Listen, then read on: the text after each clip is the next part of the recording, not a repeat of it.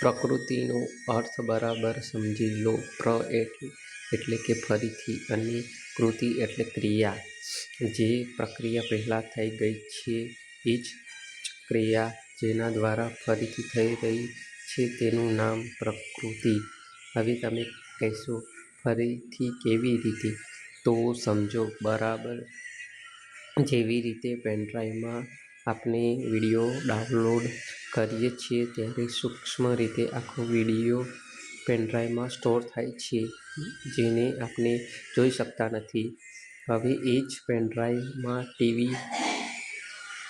Pen drive ટીવીમાં નાખીને જોઈએ એટલે આખો વિડીયો જેવો સૂક્ષ્મમાં ડાઉનલોડ થયો હતો તે જ વિડીયો ફરીથી આપણે જોઈએ છીએ, જેમાં એક રાઈના દાણા જેટલો ફેરફાર હોતો નથી. બસ એક્ઝેક્ટ આ જ રીતે તારક સરીલના પેનડ્રાઈવમાં ભાવરૂપી જે વિડીયો ડાઉનલોડ થાય છે તે જ વિડીયો કુદરતના કાનૂનથી ફરીથી જન્મથી મોત સુધી આ સરીલ રૂપી ટીવી ઉપર ના જોવા હોય તોય બાપાની બાઈ ચાલીને જોવા પડે છે.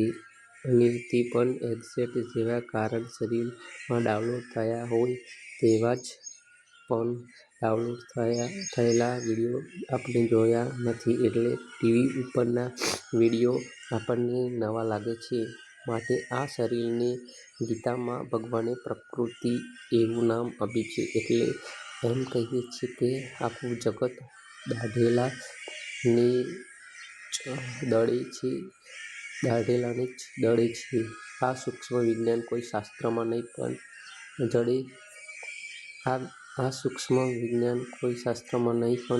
જડે.